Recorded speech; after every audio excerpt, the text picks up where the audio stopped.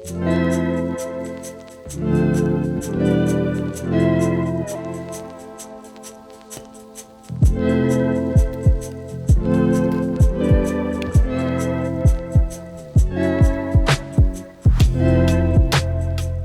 just came out for my daily social distancing walk near my house, and I wanted to talk a little bit about film photography. I've been shooting film for a few months now, and I've picked up a few tips along the way that I want to share with you today. So if you're switching from digital to film, or if you're just starting with film photography, that would hopefully be useful. I'm also going to try to take some photos, but I'm just around my area and there's not many people, so they might not be too exciting, but let's see how we go.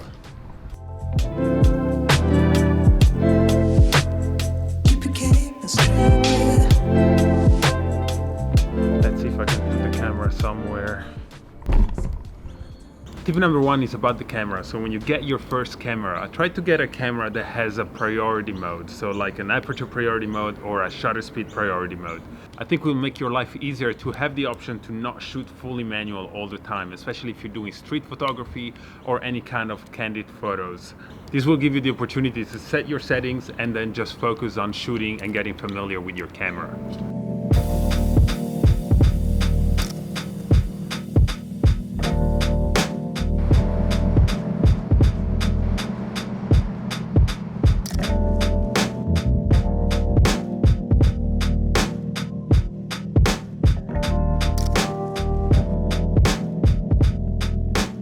Tip number two is always expose for the shadow, so lean towards overexposure a little bit.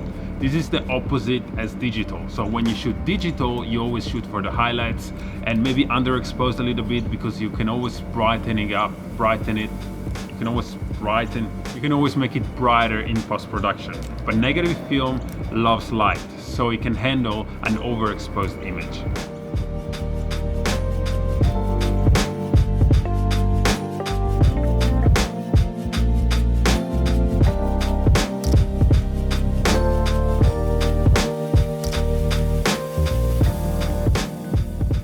Number three is the film stock. Try a lot of different film stocks.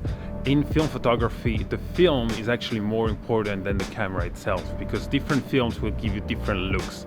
So try a lot of different ones until you learn which ones are your favorite look and how you can achieve the look that you want.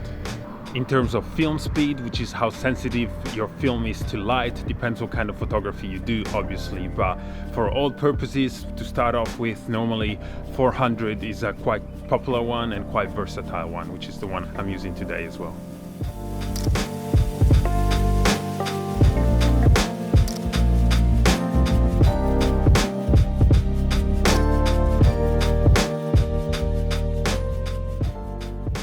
Another thing that I find useful is to write down notes. When I first started shooting film, I used to write down for each photo that I took the settings. So which film stock, which aperture, which exposure compensation, everything, so that when I got the photos back, I could compare them with the settings that I used and see what results I got for which settings. Because obviously it's not like with digital, when on the computer you can see what the settings were and you can learn from that.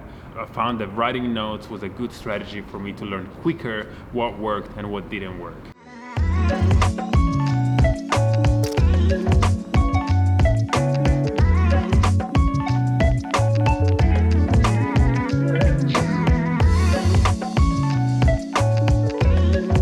I'm gonna try to put the camera on the rubbish bins. Cool. So tip number 5 is to shoot with a deeper depth of field. This is because with digital, a lot of the time we shoot wide open because it's cool, we get the blurred background, and you get the autofocus, which gives you like a spot on, always precise focus on your subject. But with film, it's not the case. Obviously, you're manual focusing, zone focusing a lot of the time, so you're not gonna be as precise as with digital and autofocus. So it's worth changing your habits a little bit and shooting, instead of shooting at f2, f2.8, maybe shooting at f5.6, f8, something that gives you a deeper depth of field and makes your images sharper. I should have mentioned that this tip applies to mostly street photography or candid photos. In general, if you're taking a photo of someone who's posing for you, a subject that's not moving, I guess that doesn't matter as much because you have all the time to set your manual focus and be precise with it.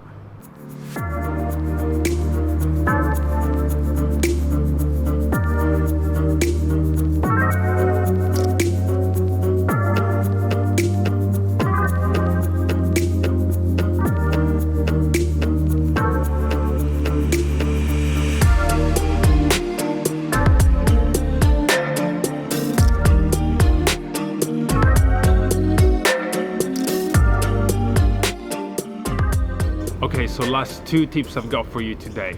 First is to store your film in the fridge because it will make it last longer, keep it fresher for longer. Film degrades over time and loses sensitivity to light, so keeping it in the fridge will keep it fresh for longer. And the very last tip is print your work. Whether you develop your photos yourself in a darkroom or you bring them to a lab, either way, get some cheap prints done because getting something tangible out of this is the most fun and rewarding part of photography. So hopefully you enjoyed these tips, they're useful to you, have fun, and if you like this video, please comment and subscribe to this channel for more videos coming soon. See you in the next one.